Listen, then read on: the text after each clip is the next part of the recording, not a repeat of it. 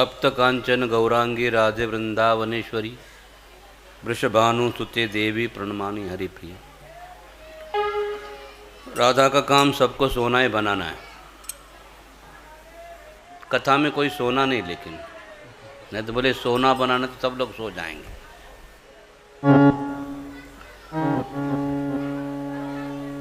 तो यहाँ पर विशेष बात समझाई गई है कि भगवान कौन है। ये बात सबको अच्छी तरह से समझ में आ जानी चाहिए, तो ही फिर भागवतम के रस का आस्वादन कर सकते हैं।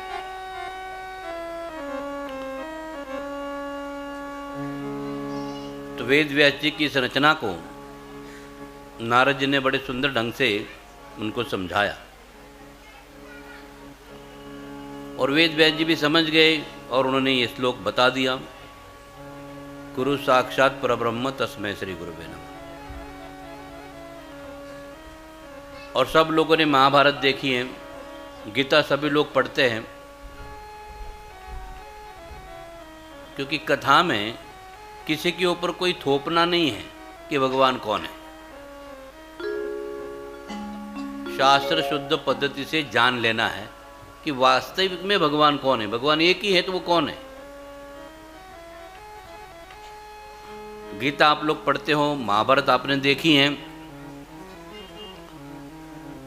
अर्जुन को विराट स्वरूप किसने दिखाया? गीता में अर्जुन को 11वें अध्याय में जो विराट स्वरूप दिखाया, वो अर्जुन ने कृष्ण को दिखाया है कि कृष्ण ने अर्जुन को दिखाया? तो श्री कृष्ण ने अर्जुन को दिखाया। तो विराट स्वरूप में बीच में विष्णु आते हैं, उसके बाद में ब्रह्मा जी आते हैं, शिव जी आते हैं, अग्नि वरुण सब 33 करोड़ देव देवता आ जाते हैं, सभी अवतार आ जाते हैं, वराह भी आ जाते हैं, कुर्म भी आ जाते हैं, मत्स्य भी आ जाते हैं, हयग्रीव भी आ जाते हैं, हंस भी आ जाते हैं, परशुराम आ जाते हैं, राम आ जाते हैं, नरसिम्हा आ जाते हैं। ये सभी अवतार आ जाते 24 के 24।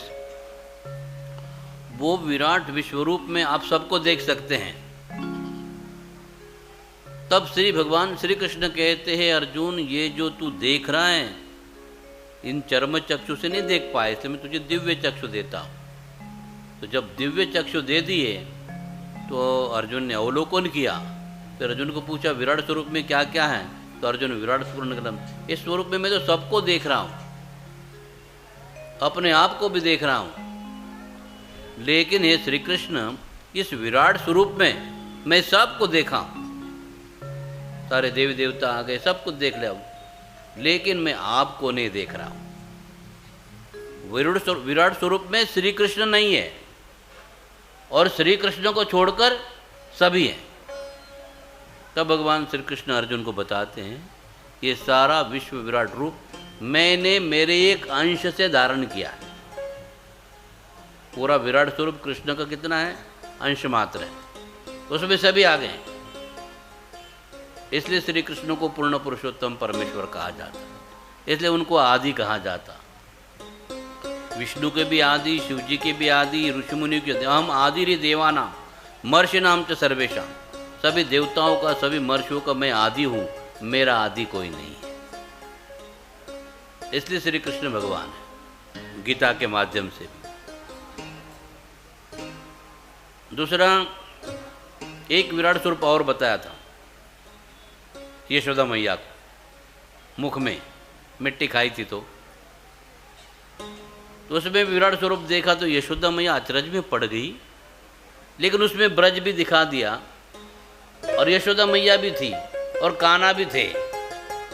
अर्जुन को जो विराट स्वरूप देखा उसमें भगवान कृष्ण नहीं थे, लेकिन यशोदा मैया को जो विराट स्वरूप बताया छोटे से मुख में, उसमें यशोदा मैया भी थी और कान्हा को खिला रही थी।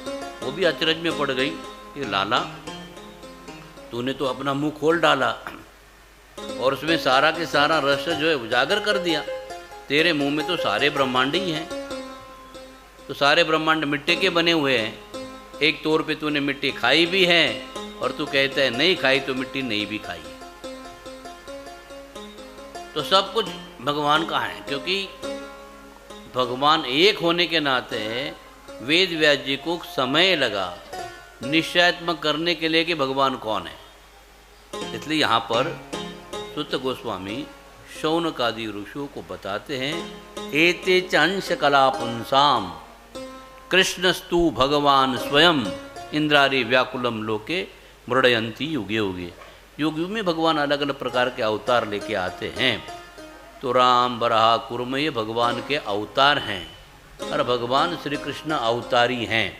जैसे एक व्यक्ति विशेष होता है जिसको बहुरूपिया कहा जाता है, वो असंख्य रूप लेके आता है लेकिन व्यक्ति एक ही होता है। ऐसे भगवान एक ही हैं लेकिन उनके अवतार अलग अलग प्रकार के। अब उन अवतारों के बारे में बता दिया है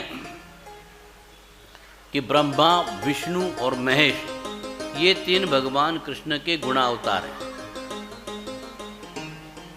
फिर राम हैं, वराह हैं, कुर्म हैं। तो ये जो विभिन्न अवतार हैं, राम का अवतार हैं, तो ये सारे जो अवतार हैं, परशुराम हैं, परशुराम जी शक्तिवेश अवतार हैं, राम जी कला अवतार हैं, वराह, कुर्म, हंस, मत्स्य, ये सब अलग अलग प्राणियों के रूप में जब भगवान अवतार ग्रहण करते हैं उनको लीला अवतार कहते हैं। और हर एक युग में एक एक अवतार होता है, उनको युगा अवतार। तो अवतारों के जो कई श्रेणियां हैं, उसमें शक्तिवेश अवतार भी आते हैं, अंश अवतार आते हैं, कला अवतार आते हैं। तो व्यासदेव भी एक कला अवतार है, भगवान की कला। जैसे पूर्णिमा का चंद्र जो होता है वो पूरा होता है, अष्टमी का आधा होता है, चतुर्थी की लकीर होती है, लेकिन चंद्र ही कहाँ जाता है। लेकिन कलाओं में निम्न अधिक परिणाम आते हैं। तो भगवान कृष्ण में सारी की सारी कलाएं, 16 की 16 कला भगवान कृष्ण में है। तो राम में 14 कला होती है। तो इस तरह से जो अपनी कलाओं से कम ज़्यादा होता, इसलिए एते च अंश कला पुंसाम, मनुष्यों के लिए बताया है। हे पुंसाम, पुंसाम ने मनुष्यों, एते च अंश कला पुंसाम कृष्णस्तु भगवान स्वयं इंद्रारे व्याकुलम लोकम मृडयंती युगे युगे। इंद्र को तकलीफ देने वाले असुर आ जाते, स्वर्ग पर आधिपत्य जमा लेते हैं, तो भगवान को वामन बन के आना पड़ता है, इंद्र को फिर से राज्य देना पड़ता है।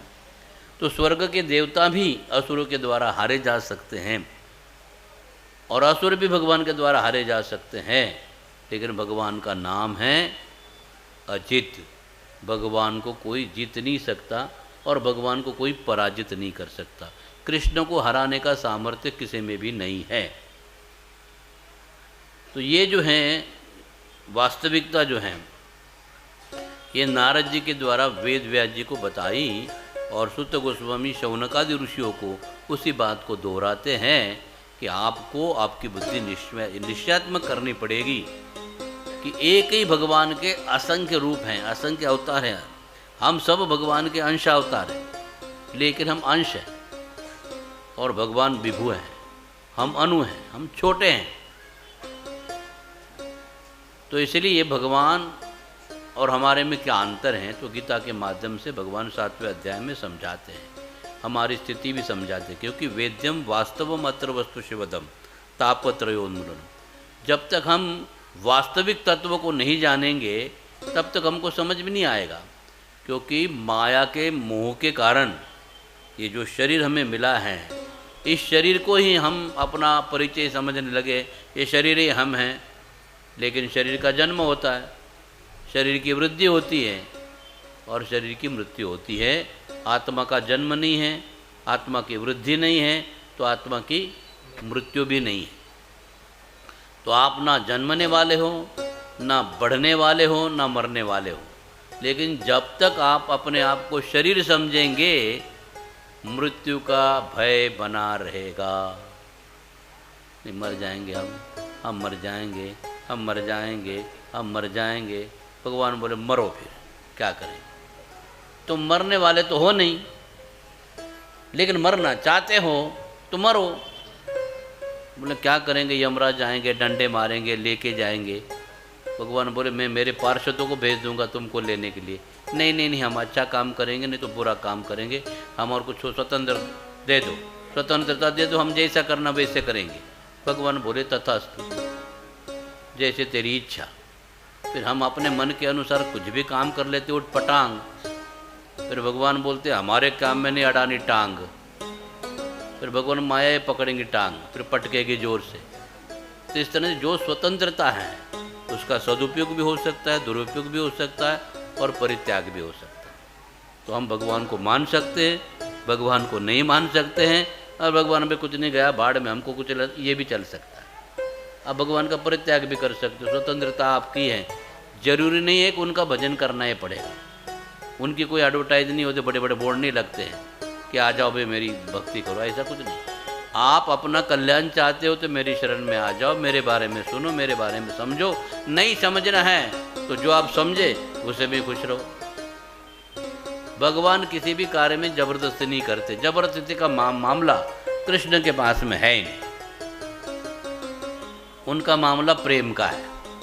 अगर कोई प्रेमी बनना चाहता है तो भगवान बड़े खुश हो जाते हैं, लेकिन कुछ और कुछ बनना चाहता है, भगवान बोले कोई बड़ी बात है, बन जाओ फिर, लेकिन मेरे पास नहीं आओ।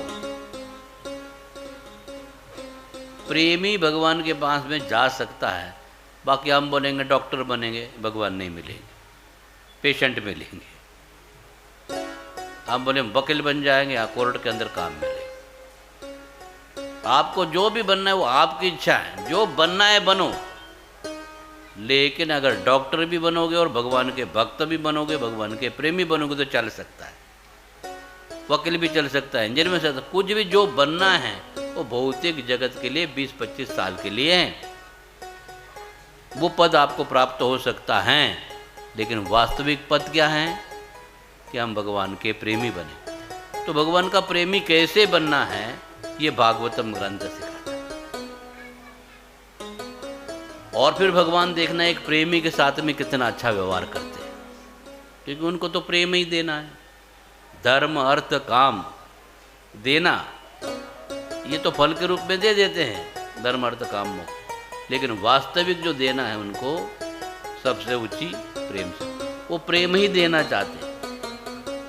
और इस संसार में प्रेम के बिना कोई भी आदमी कभी भी किसी भी अवस्था में सुखी नहीं हो सकता, और कृष्ण के अलावा प्रेम देने वाला संसार में कोई नहीं है। शिव जी प्रेम दे नहीं सकते, क्योंकि प्रेम प्राप्त करने के लिए, प्रेम को समझने के लिए शिव जी भी ब्रज में गए थे, गोपेश्वर महादेव बन गए। प्रेम क्या है समझने के लिए। ब्रह्मा जी भी चाहते हैं कि हमको प्रेम मिले, विष्णु भी चाहते हैं कि हमको प्रेम मिले, प्रेम समझ में आ जाए। तो प्रेम की नगरी केवल वृंदावन है, ब्रज है, वहीं आपको प्रेम मिल सकता है। बाकी तो भगवान की स्थिति प्राप्त करने वाले जितने भी स्थान हैं वहाँ पर आप जा सकते हो, अपनी जो भी मनोकामना है वो पूरी कर सकते हैं। भगवान बोलेंगे ठीक है, मेरे पास में आने की ज़रूरत नहीं है, जो कुछ चाहे तो उधर से ले लो। लेकिन सबके समझ में नहीं आता है कि सबसे श्रेष्ठ अंग क्या है, तो बोले प्रेम। इसलिए नारद जी जो है वेद व्यास जी को जब ये बात बता दी, तब उनमें ये ग्रंथ की रचना कर दी, और ये वेद उपनिषद संहिताएं इन सब के परे का तत्व बता दिया। वेदों ने भी बताया है, रसो वैस, भगवान जो है वो रस स्वरूप है। भगवान कृष्ण के एक नाम रसराज है। तो किसी भी विभिन्न प्रकार के रस जो है प्रेम के, शांत रस है, दास्य रस है, वात्सल्य रस है, साख्य रस है, माधुर्य रस है। ये मुख्य 5 रस है भगवान के पास। तो हम अपना संबंध भगवान के साथ में शांत रस वाला भी रख सकते हैं, दास्य रस वाला भी रख सकते हैं, वात्सल्य रस वाला भी रख सकते हैं, और माधुर्य रस वाला भी रख सकते हैं, साख्य रस भी रख सकते हैं। तो हमारा भगवान कृष्ण के साथ में क्या संबंध है हमें पता नहीं है। तो जैसे ही हम भागवतम सुनेंगे तो पता चल जाएगा कि किस रस के हम अधिकारी हैं। तो उसके एक बार थोड़ा जान लेते हैं, फिर आगे चलेंगे तो पता चल जाएगा कि हमारा भगवान कृष्ण के साथ में आज तक जितनी भी साधना की है, कथा सुनने को मिली है, तो हमारा संबंध क्या है। तो गीता में भगवान बताते हैं कि भूमि आपः अनलः वायु खम मनो बुद्धिरेव च अहंकार इत्यमे भिन्ना प्रकृतिर अष्टधा। पृथ्वी, अग्नि, जल, वायु, आकाश, मन, बुद्धि और अहंकार,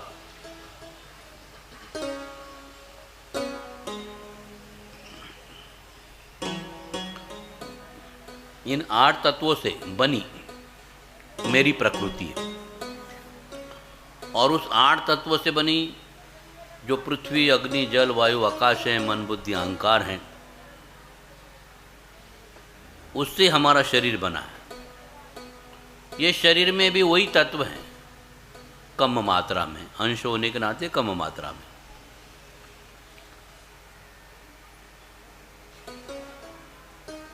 और वैसे ही भगवान कहते हैं अपरिमित भिन्ना प्रकृति विद्धि में पराम जीवभूत महाबाहो यया इदम धार्यते जगत।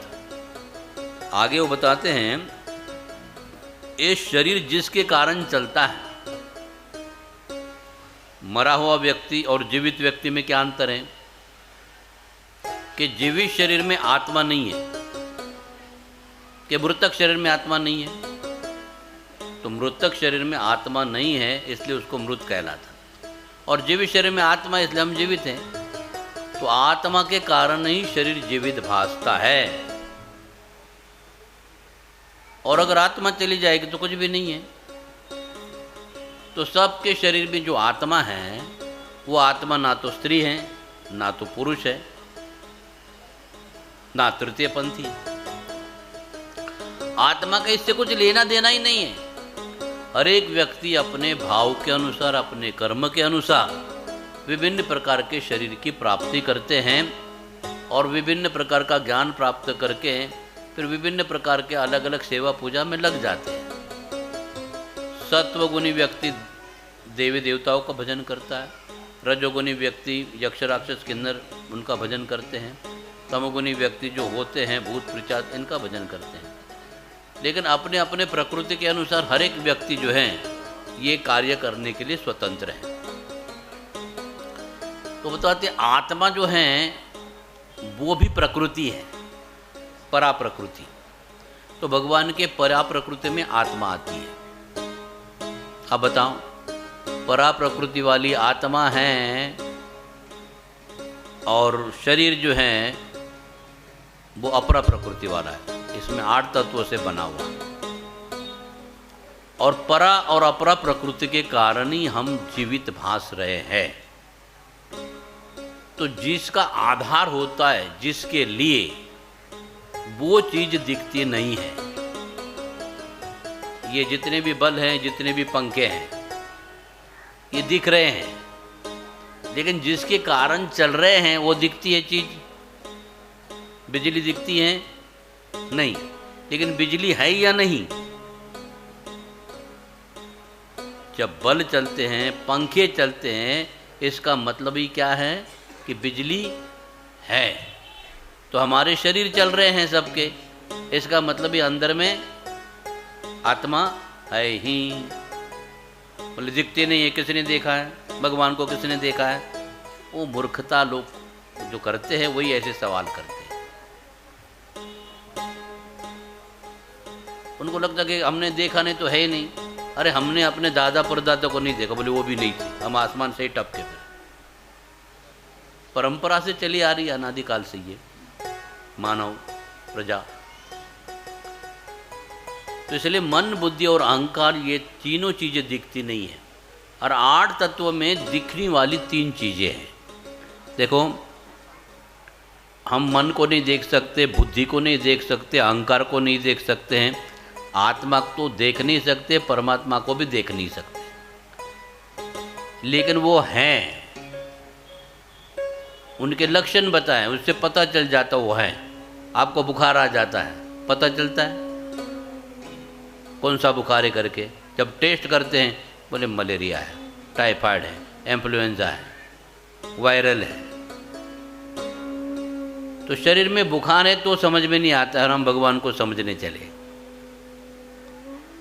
इसलिए यहाँ जाकर भगवान को समझना है तो बताना चाहते हैं कि आत्मा जो है अणु है, लेकिन परा प्रकृति वाला है। तो आत्मा भी प्रकृति है और शरीर भी प्रकृति है। तो ये जो 8 प्रकार की प्रकृति है उसमें हम केवल 3 तत्वों को देख सकते हैं। मन, बुद्धि, अहंकार नहीं देख सकते हैं। पृथ्वी देख सकते हैं, अग्नि देख सकते हैं, जल को देख सकते हैं, वायु और आकाश को नहीं देख सकते। क्योंकि वायु दिखती नहीं है, आकाश भी दिखता नहीं है। पोलापन दिखता है लेकिन आकाश दिखता नहीं है। तो जितना जगह में पोलापन है ये सब आकाश ही है, लेकिन इसको हम देख नहीं सकते। अनुमान लगा सकते भाई इतना बड़ा पोलापन है इस स्थान में। तो अभी 3 ही तत्व दिखने वाले हैं और बाकी के नहीं दिखते हैं, तो इसका मतलब वो नहीं है। हवा को दिखते नहीं, हवा है ही नहीं। आकाश को दिखते नहीं, आकाश नहीं है।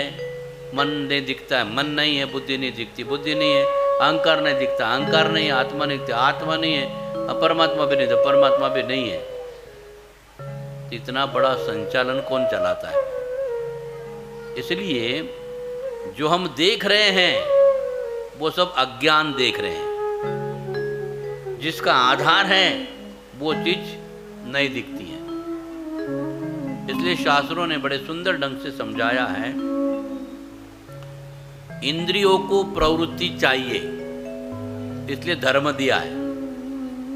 जिनको धर्म पसंद नहीं है, इंद्रियों को प्रवृत्ति चाहिए, तो अधर्म दिया है। अधर्म भी प्रवृत्ति है इंद्रियों के लिए। तो इंद्रियों के द्वारा धर्म भी किया जा सकता है और अधर्म भी किया जा सकता है। दोनों के फल में अंतर है। धर्म करोगे पुण्य, अधर्म करोगे पाप। तो ये प्रणाली है। इसलिए इंद्रियों को प्रवृत्ति चाहिए, इसलिए धर्म दिया, अधर्म भी दिया। फिर उसके बाद में बुद्धि को ज्ञान चाहिए, इसलिए 4 वेद दिए, उपनिषद दिए, पुराण दिए। जो ज्ञान मार्ग में जाना चाहते हैं उनके ढेर सारे शास्त्र दिए। तो इस तरह से जो है ज्ञान, ये बुद्धि का विषय हो गया। धर्म अधर्म इंद्रियों के विषय हो गए। मन को स्थिर करने के लिए ध्यान दिया गया।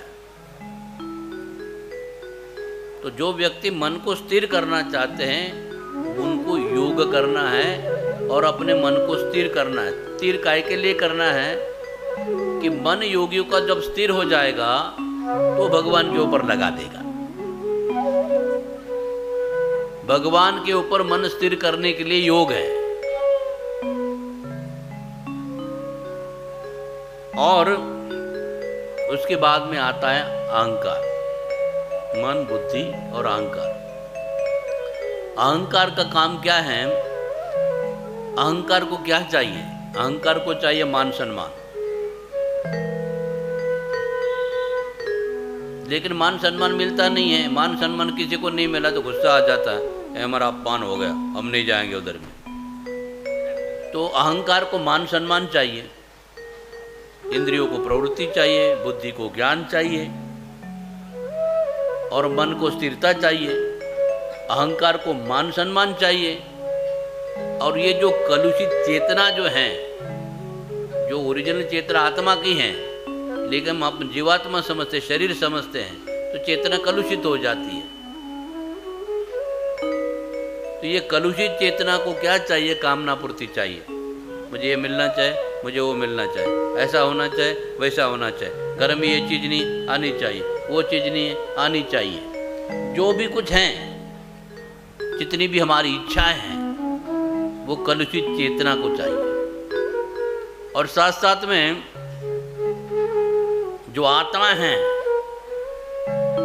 उसको केवल प्रेम चाहिए। आत्मा प्रेम के बिना रह नहीं सकती है, क्योंकि वो प्रकृति है। तो वेदों ने अनादिकाल से प्रकृति और पुरुष का जो संबंध बताया है, तो जब आत्मा के बारे में वेद बोलते हैं तो उस प्रकृति के बारे में बोलते हैं जो परा प्रकृति वाला है। तो आत्मा जो है वो भगवान से प्रेम करेगी, तो प्रेम भगवान से मिलेगा। तो भगवान कौन है?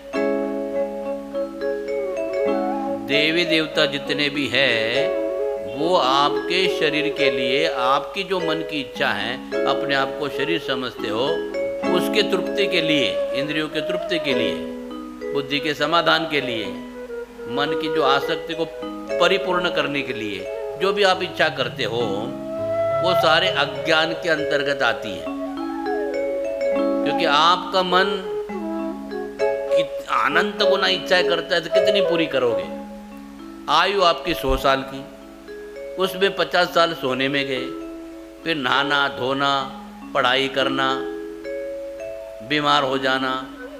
तो प्रहलाद महाराज ने पूरा कैलकुलेशन करके बता दिया 100 साल के जीवन में आदमी केवल 2 साल जीता है, और 98 साल जो है वो खाना पीना, नहाना धोना, प्रवास करना, इसकी शादी में, उसके जन्मदिन में, इसके संस्कार में चला जाना, तो ऐसे ही चले जाते समय। तो हम लोग खाली 2 साल जीने वाले हैं, तो क्यों ना प्रेम से रहे, क्यों न प्रेम संपादन करे। तो इसलिए आत्मा को चाहिए प्रेम, और भगवान को चाहिए प्रेमी भक्त। ये ऐसे लंबी श्रृंखला है। और इसलिए जितने भी योग काम, ये जो भी कुछ बताया हम करना चाहते थे, ये केवल समय का व्यय है। इसलिए शौनक आदि ऋषियों ने ये सारे सार को जानने के बाद में निष्कर्ष निकाला, कलयुग के जीवों के लिए हमें निश्चयात्मक बात बतानी है, ताकि भी 2 साल का ही जीना है उसका, बाकी तो टाइम पास ही है। तो इसलिए ये उनको कैसे मिलेगा भगवान का प्रेम? बोले भागवतम की कथा के माध्यम से कोई भी व्यक्ति भगवान का प्रेमी आसानी से हो सकता है। ये उसका मूलभूत आशय है, ये उसका उद्देश्य है। इसलिए ये कथा जो है, ये प्रेम रस के जो रसिक हैं, जो प्रेम के भूखे हैं और प्रेम के अभाव में सूखे हैं, उनको परिपालित करने के लिए, परिपुष्टित करने के लिए और रसतें ओतप्रोत करने के लिए ये श्रीमद् भागवतम की कथा सुनना है। बाकी की सारी चीजें अपने कर्म के अनुसार, प्रारब्ध के अनुसार मिलती जाएगी, और उसमें अगर आपकी ज्यादा आसक्ति रहेगी तो भी वो चीज आपको सुख नहीं दे सकती। आपने हीरे के गहने बनवाए, सोने के बनवाए, प्लेटिनियम के बनवाए हैं, लेकिन पहन के बाहर जा नहीं सकते, क्योंकि चोर लुटेरे रहेंगे, वो कब लुटा देंगे, कब मार देंगे, चक्कू चोरी, पता नहीं उसका कुछ भी। तो हम बना भी लेंगे, पहनने की मुसीबत है, और घर में रखेंगे, किसी को पता चल गया कि घर में बहुत है तो अभी चोर आ जाएंगे, अंदर में मार के सबको माल लेके जाएंगे। इसलिए संसार में कुछ हो या कुछ नहीं हो, भय मंडरा रहता है सबके ऊपर, और कोई भी चीज उसको सुख नहीं दे सकती है। लेकिन प्रेम का जो अभाव है और प्रेम प्राप्ति का जो स्वभाव है व्यक्ति का, वो स्वाभाविक है। तो क्योंकि हम अपने बच्चों से प्रेम करते हैं, किसके लिए करते हैं? कि हम उनके लिए बहुत कुछ करना चाहते हैं, बहुत कुछ देना चाहते हैं। लेकिन क्या देना चाहते हैं? जो बच्चा चाहता है वो हम नहीं देना चाहते, उसको डांटते हैं, उसको मारते हैं। बच्चा मिट्टी खाना चाहता है, पेपर खाना चाहता है, टट्टी खाना चाहता है, अनजान है, तो हम उसको डांटते हैं, छी छी ऐसा नहीं करते हैं, क्योंकि वो बच्चा है, नादान है। इसलिए भगवान भी, हम बहुत कुछ चाहते हैं, भगवान नहीं देते, क्योंकि उसमें उलझ जाएगा, फंस जाएगा। वो हमको उससे बाहर निकालने की कोशिश करते हैं, उससे और भी बढ़िया चीज़ देना चाहते हैं, लेकिन उनका बढ़िया क्या है हमको पता नहीं है, और हमका घटिया है और भगवान ने देना चाहिए। और भगवान इतने घटिया नहीं है कि हमारी घटिया इच्छा भी पूरी करे, लेकिन हम लोग विवश करते हैं भगवान को, दे दो ना, दे दो ना, दे दो ना। तो भगवान भी बोलते चलो जाने दो, ये बच्चा रोएगा, तंग करेगा, दे दो इसको, चलो। तो हमारा जो रोना है उसके लिए भगवान दे रहे हैं। देकर भगवान प्रसन्न नहीं है और लेकर हम भी सुखी नहीं। तो वो ये कथा के माध्यम से जो प्रेम देना चाहते हैं वो बड़ा दिव्य है। और ये प्रेम एक बार प्राप्त हो जाएगा तो भगवान कहते हैं कि जो कोई मेरा प्रेमी बन जाता है तो मुझे ऐसा लगता है संसार में जितनी भी चीज़ें उसको दे दे। तो भगवान हमेशा आपको इतना देना चाहते, इतना देना चाहते, अपने आप तक को दे देना चाहते। लेकिन हम बुल्लू के पट्टे अपने आप को बड़ा बुद्धिमान समझते हैं और छोटी मोटी चीज़ मांग लेते उनसे और बोलेंगे ये चीज़ लेके करेगा क्या। कोई भी चीज आपको मिल जाएगी, सुख नहीं देगी,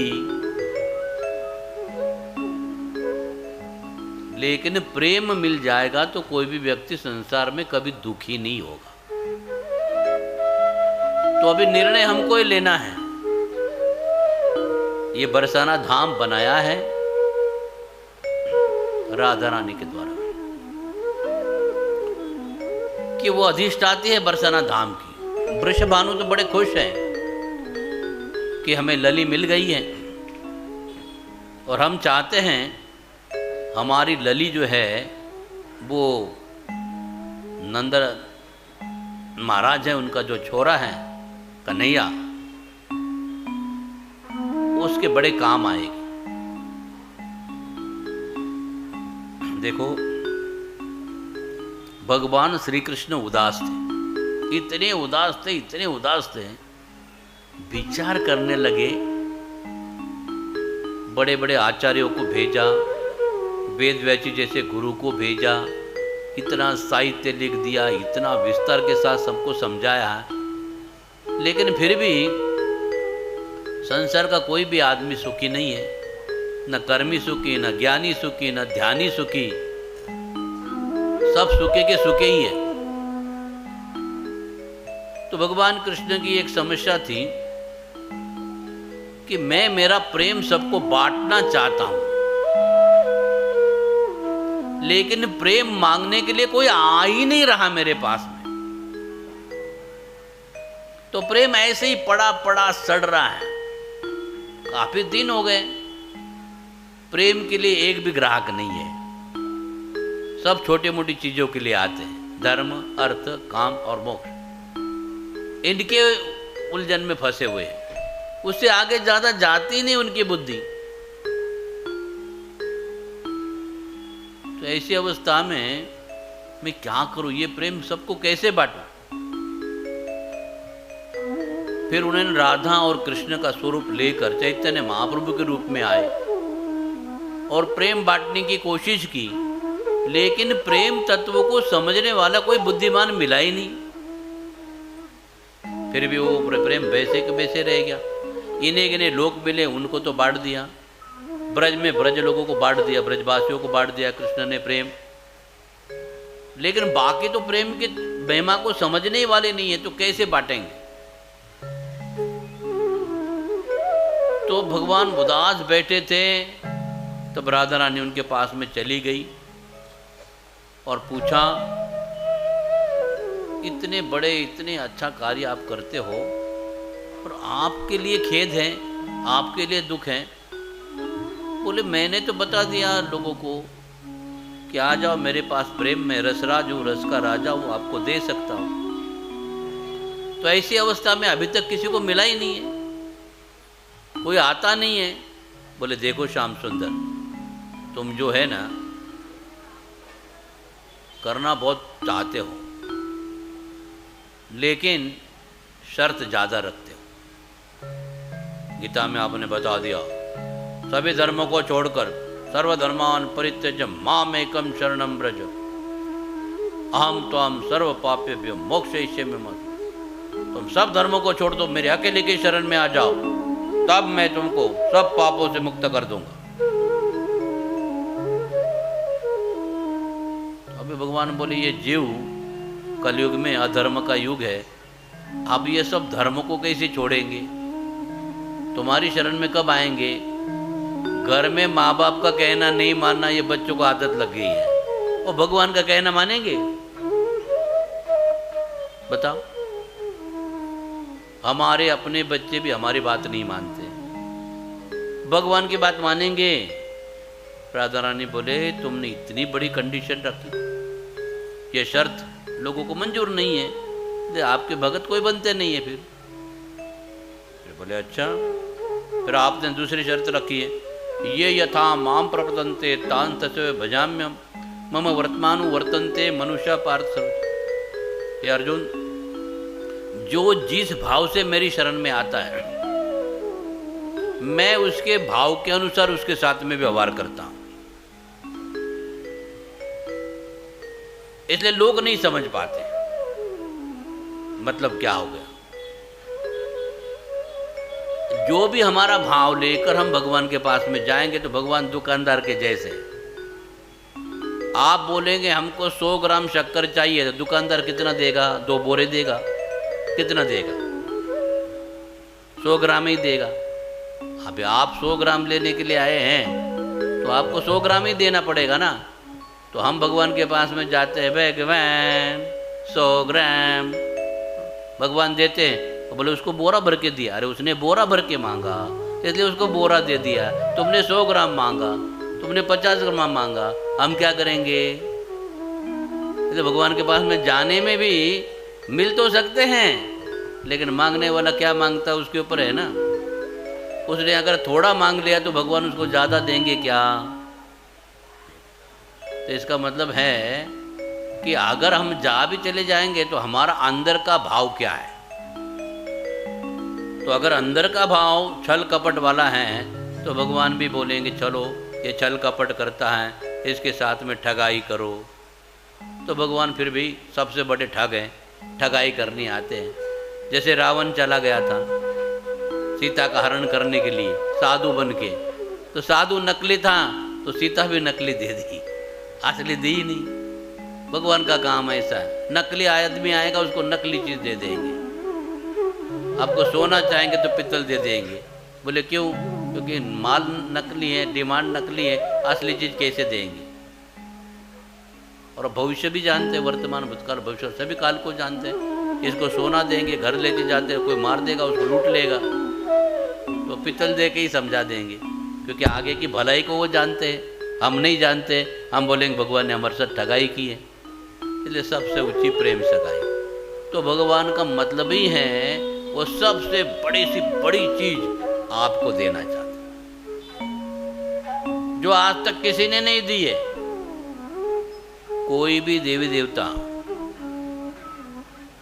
इवन ब्रह्मा विष्णु महेश भी आपको प्रेम दे नहीं सकते,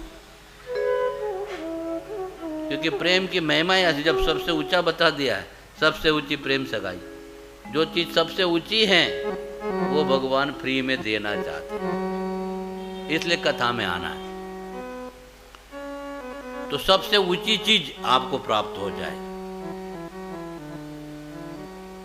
कर्म में आपको कर्म करना है, फल भगवान देंगे। ज्ञान में गुरुकुल में जाना है और फिर भगवान पढ़ाई के बाद में तत्व देंगे।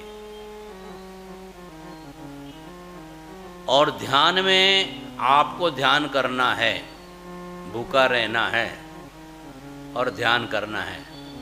एक बार आपको ध्यान लग जाएगा तो खाना पीने का चक्कर बंद हो जाता है, खाली ध्यान ही ध्यान होता है। फिर ना प्यास लगती है, ना भूख लगती है, ना खाना होता है उधर में। और 60,000 साल तक योगी ध्यान करता है, बैठे रहता है।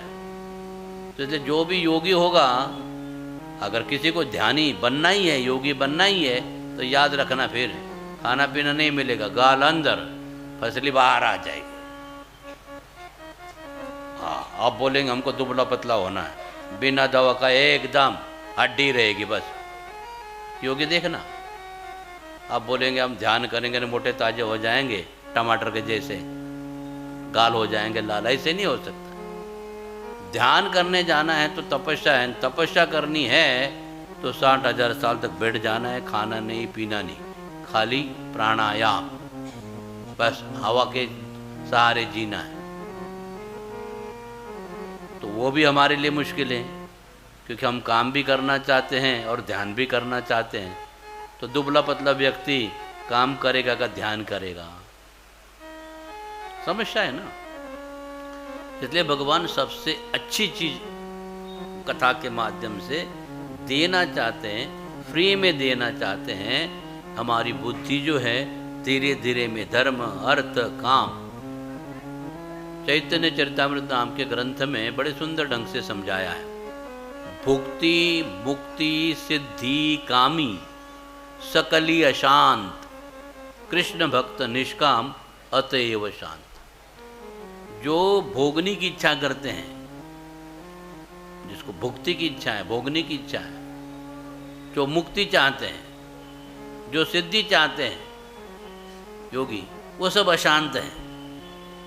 कृष्ण भक्त निष्काम में कुछ नहीं चाहता है, भगवान को ही चाहता है, इसलिए वो शांत है। इसलिए कृष्ण भक्ति में जो आपको प्रेम मिलेगा, जो सुख मिलेगा, वो किसी भी पूजा पाठ के द्वारा संभव नहीं है। कि कोई भी देवी देवता जल्दी प्रसन्न होते नहीं है। शिव जी आशुतोष हैं, लेकिन वो प्रसन्न हो जाते हैं तो वरदान पुटपटांग दे देते हैं, और कभी कभी उनके लिए भी नौबत आती है। फिर ऐसी भी कथा भागवतम में आती है। तो इसलिए बड़े सावधानी के साथ में हम कथा जब सुनते हैं तो रसपान करना है, और रस कौन सा है? प्रेम रस है।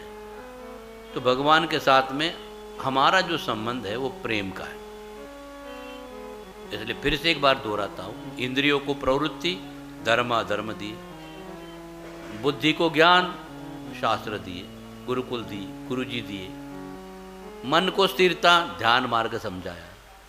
फिर भी भक्ति मार्ग क्यों बताया? फिर क्योंकि ये हृदय का विषय है, प्रेम का विषय है, और सबके हृदय में सबके प्रेमी भगवान आके बैठे हुए हैं। लेकिन काम क्या करते हैं? अनुमंता प्रभु साक्षी। वो अनुमंता है, इच्छा आपकी होती है, अनुमति वो देते हैं। मुझे जहर पीना है, भगवान बोले पी ले, तथास्तु, अनुमति दे देते हैं। मुझे शराब पीना है, भगवान बोलते पी ले, गटर में तू गिरेगा, हाथ पैर तेरे टूटेगा, चलेगा, फिर पी ले। इच्छा हमारी होती है, लेकिन भगवान उसको सैंक्शन करते हैं, भगवान अनुमति देते हैं, अनुमंता है। और साक्षी है, आपने क्या क्या कर्म किया है। आप बोलेंगे हमको याद नहीं है, तुमको याद नहीं है तो मेरे पास में वीडियो है, दिखा देता हो तुम। और भगवान फिर जो आखिर में बता देते हैं, देखो ये पूरा वीडियो छूटेंगे, इस वक्त इस समय में तुमने किया था। तो इसलिए भगवान साक्षी भी हैं। आप दिन में क्या किए, रात में क्या किए, किसी को जाने अनजाने में आपको लगता किसी ने देखा नहीं है, उसका वीडियो शूटिंग चलते रहता है 24 घंटा हर एक व्यक्ति को। और जब भी कोई बोलेगा तुरंत दिखा सकते हैं। उनके लिए कोई मशीनरी की, कैमरे की ज़रूरत नहीं है। वो कैमरे को बोलते क्या मेरा, मेरा कुछ नहीं है, सब कुछ मेरा ही है। लेकिन बोले मेरा कुछ नहीं, तुम्हारा जो कर्म है उसका सारा शूटिंग करके मैंने आपको दिखा दिया है, इसलिए ये फल दिया है, वो फल दिया है। आपके कर्म का फल कैसे देना है? किसी भी मार्ग के द्वारा भजन करोगे तो भगवान फिर आंक लेते हैं, ए तुम अब ध्यान कर रहे हो ना, लेकिन ध्यान मार्ग में तुम्हारा ध्यान नहीं है, ज्ञान मार्ग में तुम्हारा ध्यान नहीं है, कर्म मार्ग में तुम्हारा ध्यान नहीं है। कभी थोड़ा ये, कभी थोड़ा ये, कभी वो। अभी कोई बोलेंगे नहीं मुझे रिक्शा में बैठना है, नहीं नहीं बोले बस में बैठना, नहीं बोले ट्रेन में बैठना, नहीं बोले प्लेन में बैठना है। तो पहले निश्चित करना पड़ेगा ना किस में बैठना है। नहीं बोले रिक्शा में बैठा था, नहीं बोले टैक्सी में बैठेंगे। तो ऐसे काम नहीं होगा, फिर जाएंगे नहीं। तो या तो प्लेन में बैठो तो प्लेन में बैठो, ट्रेन में पूरी तैयारी के साथ में जाओ। तो आपको ये भी पता नहीं कि हमको कर्म करना चाहिए कि ज्ञान करना चाहिए कि ध्यान करना चाहिए, ये पता नहीं है। हम स्वयं लापता हैं और भगवान को पता है, और सबका पता भी पता है। तो इसलिए भगवान जो है यही चाहते हैं भागवतम के माध्यम से कि आज तक आपको जो नहीं मिला है वो चीज़ हम देना चाहते हैं। कितने लोग लेने को तैयार हैं? बाकी लोग नहीं चाहते हैं। जो लेना चाहते हैं हाथ ऊपर करें, बोलो राधे राधे राधे राधे राधे। तो ये राधा रानी जो है अब देखो कन्हैया की समस्या कैसे हल करती है। तब जो भगवान को बोल दिया कि आप तो एक तो नियम रख के सब धर्म को छोड़ के मेरी शरण में आ जाओ। लोगों के दिमाग में बात नहीं बैठती, धर्म छोड़ने की थोड़ी बात है। धर्म को तो आचरण, धर्म हम नहीं छोड़ सकते। बोले धर्म आपको छोड़ना पड़ेगा, कृष्ण की शरण में जाना है तो धर्म छोड़ना पड़ता है। वेदों ने भी वही बात बताई है, लेकिन आप तैयार नहीं होंगे। पहले धर्म का आचरण करो, फिर धर्म के अनुसार अर्थ प्राप्त करो, फिर काम की तृप्ति करो कामनाओं की, उसके बाद में उससे मुक्त हो जाओ। मतलब धर्म को छोड़ दो। धर्म अर्थ काम मोक्ष का मतलब धर्म से युक्त, अर्थ से युक्त, काम से युक्त, बाद में उसमें मुक्त हो जाना है। मुक्त का मतलब रिटायर हो जाना है। मतलब ही अगर काम से हम मुक्त हो जाएंगे तो प्रेम क्या है समझ में आएगा। तो प्रेम अगर समझना है तो पहले धर्म अर्थ काम से युक्त होना पड़ेगा, क्योंकि अज्ञान अवस्था में आदमी इनसे परे जा नहीं सकता। और प्रेम की अवस्था प्राप्त करने के लिए वो आत्मा के स्तर का है ना, तो आत्मा 3 गुण वाला है ही नहीं, वो परा प्रकृति है, तो उसके अंदर प्राकृत गुण है। शरीर में ये 3 गुण वाला शरीर है। ये अन्न से बनता है। अन्नात् भवन्ति भूतानि पर्जन्यात् अन्न संभवा, यज्ञात् भवति पर्जन्य यज्ञ कर्म समुद्भवम्। तो ये सब शरीर जो बना है अन्न के कारण बना है। अन्न के कारण जैसे तो गुण बनते हैं, गुण के अनुसार प्रवृत्ति होती है। धन्वंतरी जो है ना वो बड़े सुंदर ढंग से समझाता। जैसा अन्न वैसा मन, जैसा मन वैसा विचार, जैसा विचार वैसा आचार, जैसा आचार वैसा परिणाम, जैसे परिणाम वैसे स्थिति, और जैसे स्थिति वैसे परिस्थिति। तो हमारे जीवन में सुख दुख की परिस्थिति आती है, लेकिन किसके कारण आई? अन्न के कारण। जैसा अन्न वैसा ही मन, जैसा मन वैसा ही विचार, जैसे विचार उसके अनुसार चलेंगे तो वैसे आचार, तो आचार के कारण जैसे आचार वैसे परिणाम आता है, जैसे परिणाम वैसे स्थिति, और स्थिति वैसे परिस्थिति। तो हमारा विचार, हमारा अन्न ही हमको करता है लाचार। तो इसलिए खाते वक्त क्या खाना चाहिए उसके लिए दिमाग खाने की जरूरत नहीं है। केवल भगवान का प्रसाद ही ग्रहण करना है। जो भगवान का प्रसाद रोज खाएंगे तो सुबह में उठ के नहा धो के ठाकुर जी के लिए बनाने का, फिर उसमें प्याज नहीं, लहसुन नहीं, अंडा नहीं, मांस नहीं, मछली नहीं, बाहर की कोई भी चीज नहीं खाने की गंदी, और भगवान को भोग लगा के प्रसाद खा लेंगे तो क्या हो जाएगा? प्रसादेर सर्व दुखानाम हानिरसुपजायते प्रसन्न ही चेतसु याशु बुद्धि पर्यवतिष्ठते। तो प्रसाद के सेवन से आपकी बुद्धि इतनी स्थिर हो जाएगी कि हर चीज की जो वास्तविकता है वो आपको समझ में आ जाएगी। और जब चीजों की वास्तविकता समझ में आ जाएगी तभी हम वास्तविक ज्ञान को प्राप्त करेंगे और वास्तविक कार्य में लग जाएंगे। जैसे हम फिल्म देखने के लिए किसी थिएटर में जाते हैं तो वहां में क्या होता है? थिएटर में पीछे एक पर्दा होता है सफेद रंग का, और सफेद रंग का होता, दाग धब्बे नहीं होते हैं, और पीछे प्रोजेक्टर होता है, उसमें प्रोजेक्शन किया जाता है और फिल्म पर्दे के ऊपर आरंभ हो जाती है। अब सफेद रंग का पर्दा होता है, जब फिल्म शुरू हो जाती है तो पहले क्या हो जाता है कि पर्दा जो है आंखों से ओझल हो जाता है, और पर्दे के ऊपर जो भी दिखता है वो 16 आने झूठ है, सच कुछ भी नहीं है। लेकिन आपको आनंद आ रहा है, हा गाड़ी आ गई, बंगला आ गया, आदमी आ गए, होटल आ गई, सब कुछ आ गया, समुद्र आ गया, आग लग गई, सब कुछ दिखता है। जो भी आपको दिख रहा है क्या वो सच है? नहीं, लेकिन है तो झूठ। लेकिन झूठ लगता है वो कि सच लगता है? देखो, पर्दे का आश्रय लेके झूठ भी सच सा लगता है, लेकिन उस पर्दे में जो होटल दिखाई है उसमें खाना पीना चल रहा है, आप भी जाके खा सकते हो? बोले पैसा बहुत है हमारे पास, जाओ उसको बोलो, मिलेगा ही नहीं उधर कुछ। जो दिखता है वो है ही नहीं, वास्तविक तो दिखता है लेकिन वास्तविक है ही नहीं, वही उसका नाम ही माया है।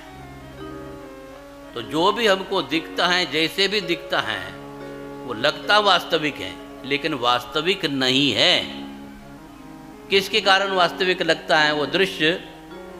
तो उसके पीछे जो पर्दा है, वो पर्दे का आश्रय है उसको। तो ये संसार भी हमको वास्तविक दिखता है भगवान के आश्रय के कारण, और शरीर भी वास्तविक दिखता है आत्मा के आश्रय के कारण। शरीर को आत्मा का आधार है तो जगत को परमात्मा का आधार है, वो सर्वव्यापी है, इसलिए सब हमको सच्चा लगता है लेकिन है झूठा।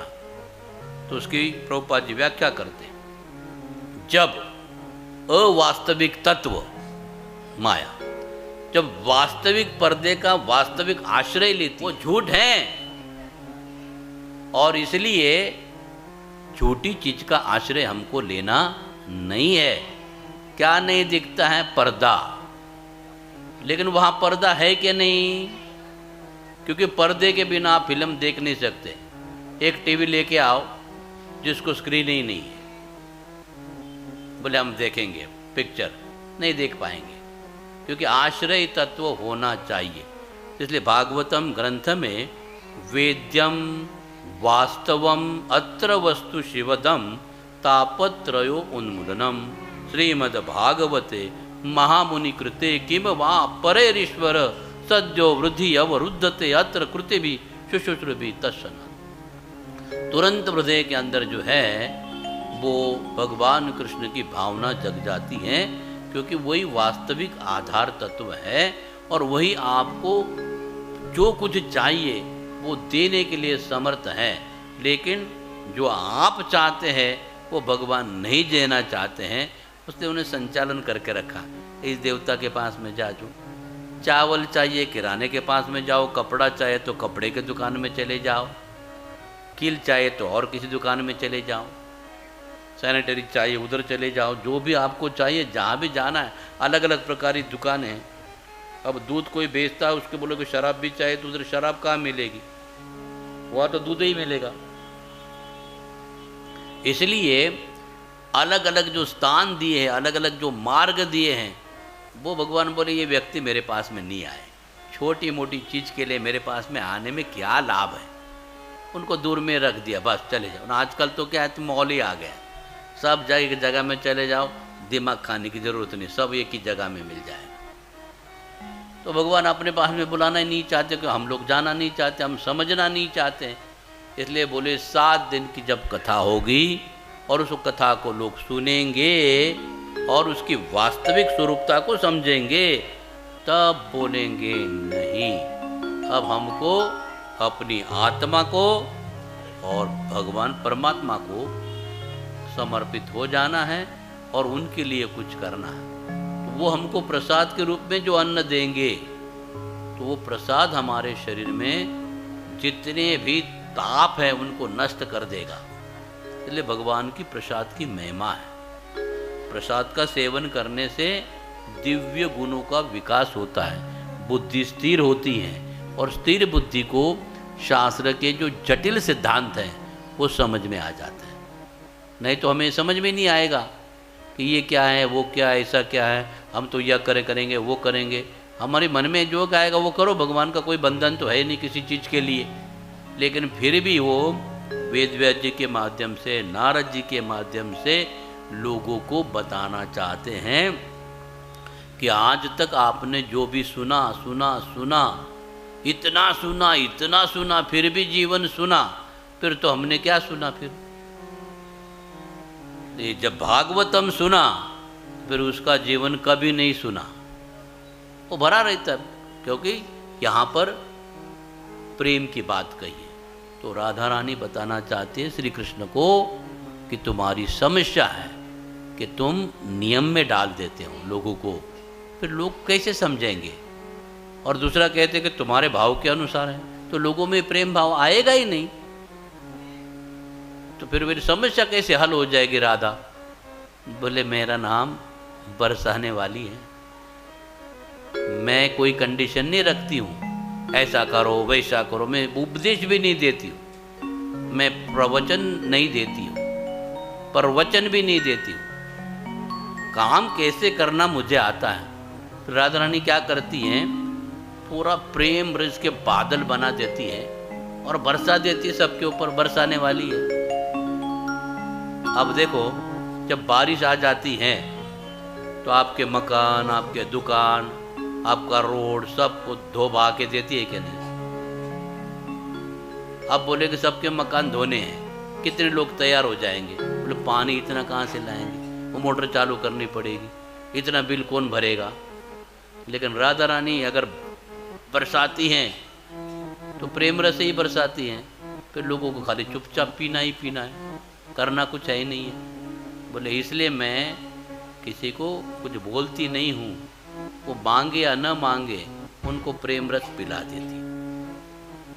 मीठे रसों से भरे रे राधा रानी लागे, वो प्रेम से सबको पिला देती है, आपका कोई प्रयास नहीं। अब कथा में आए हो इतनी बात है, लेकिन वो प्रेम रस आपको पिला रही है। और आप कितनी भी तपस्या की, कितने व्रत किए होंगे, कितने और सामर्थ्य, कितना दान किया होगा, फिर भी ये बात समझ में नहीं आई थी। और आज नहीं समझने आने के बाद में वो भी समझा रही हैं और दे भी रही हैं, प्रेम रस पिरस रही है। तो ये सबसे सर्वोत्तम बात है। एक भजन ले लेते, फिर आगे की चर्चा करेंगे। मीठे रस से भरोड़ी राधा रानी लागे, महारानी लागे, मन कारो कारो यमुना जीरो पानी लागे। रस से भरोड़ी राधा रानी लागे, महारानी लागे, मन कारो कारो यमुना जीरो पानी लागे। मीठे रस से भरोड़ी राधा रानी लागे, महारानी लागे, मन कारो कारो यमुना जीरो पानी लागे। रस से भरोड़ी राधा रानी लागे, महारानी लागे, मन कारो कारो यमुना जीरो पानी लागे।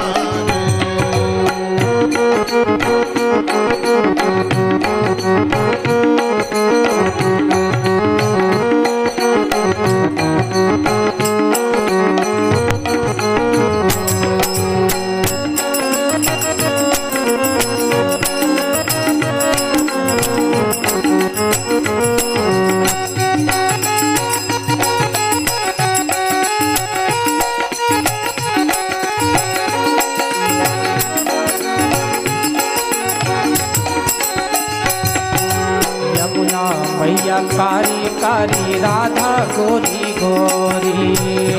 मैया कारी कारी राधा गोरी गोरी। ओ यमुना मैया कारी कारी राधा गोरी गोरी। यमुना मैया कारी कारी राधा गोरी गोरी। वृंदावन में धूम मचावे बरसाने की छोरी।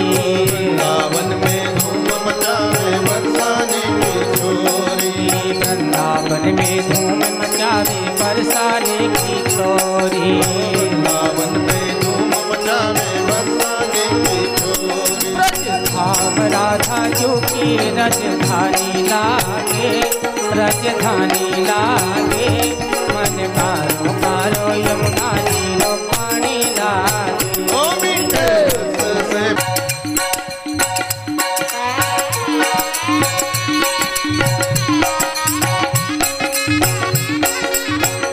जय हो।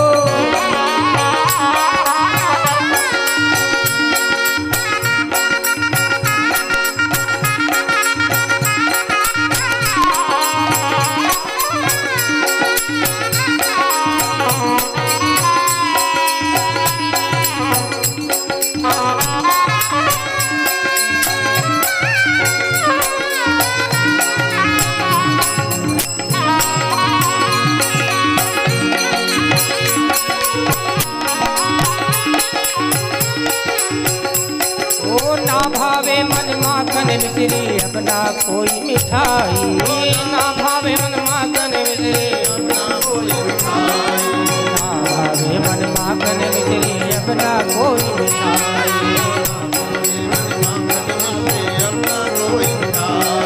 हमारी जी बढ़िया में भावे राधा नाम मलाई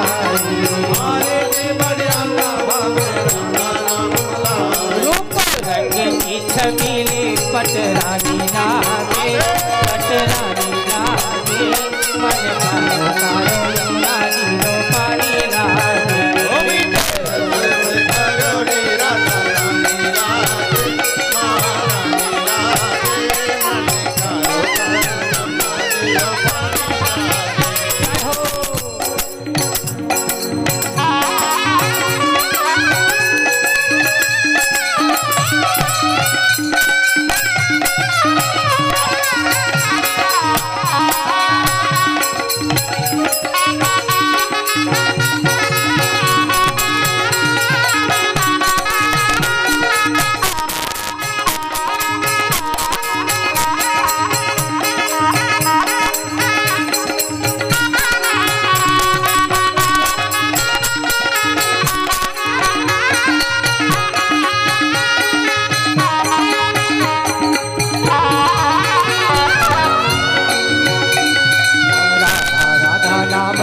है जो नर आठो यार राधा राधा नाम रटत है जो नर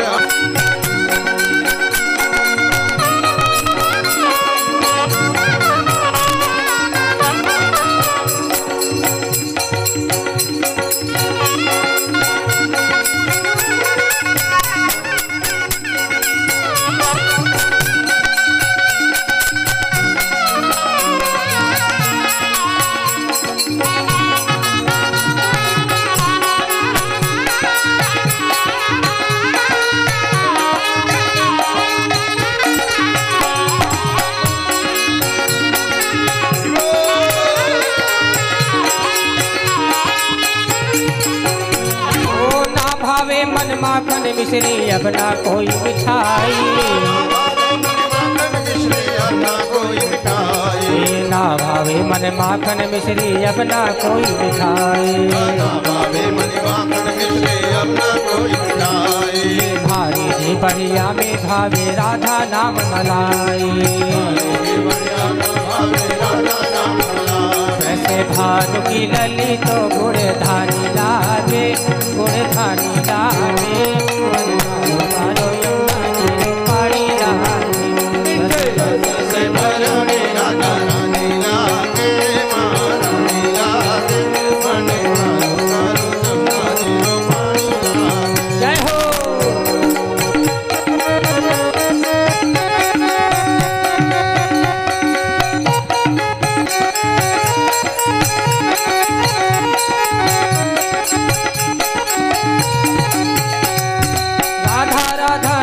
रटत है जो नर आठो यार राधा राधा नाम रटत है जो नर आठो याम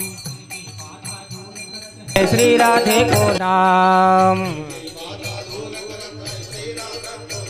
राधा नाम में सकल जिंदगानी लागे जिंदगानी लागे मन कारो कार महारानी लागे मने करो कारो यमुना जी रो पानी लागे ब्रस भानु की लली तो गुड़ धानी लागे गुड़ धानी लागे मन कारो कारो यमुना जी रो पानी लागे ओ मीठे रस से भरो रे राधा रानी लागे महारानी लागे मने करो करो यमुना जी रो पानी लागे जय राधे जय राधे जय राधे जय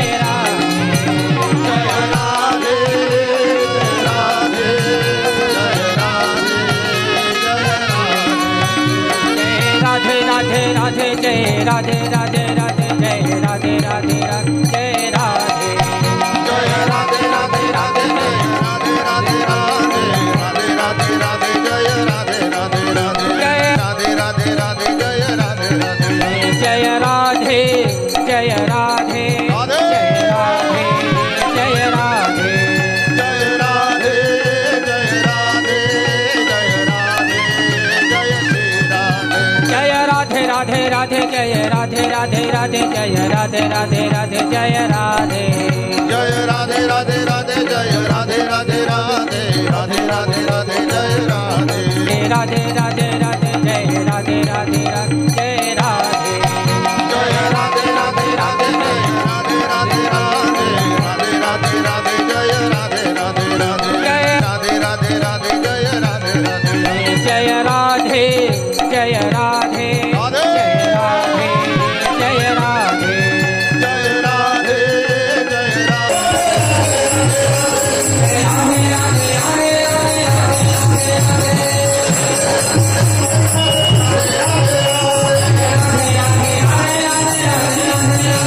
राधे राधे राधे जय राधे जय राधे राधे राधे जय राधे राधे राधे राधे राधे राधे जय राधे राधे राधे राधे राधे राधे जय राधे राधे जय राधे जय राधे राधे जय राधे जय राधे जय राधे जय राधे जय राधे जय श्री राधे जय राधे राधे राधे जय राधे राधे राधे जय राधे राधे राधे जय राधे जय राधे राधे राधे जय राधे राधे राधे राधे राधे राधे जय राधे दीवाना हो गया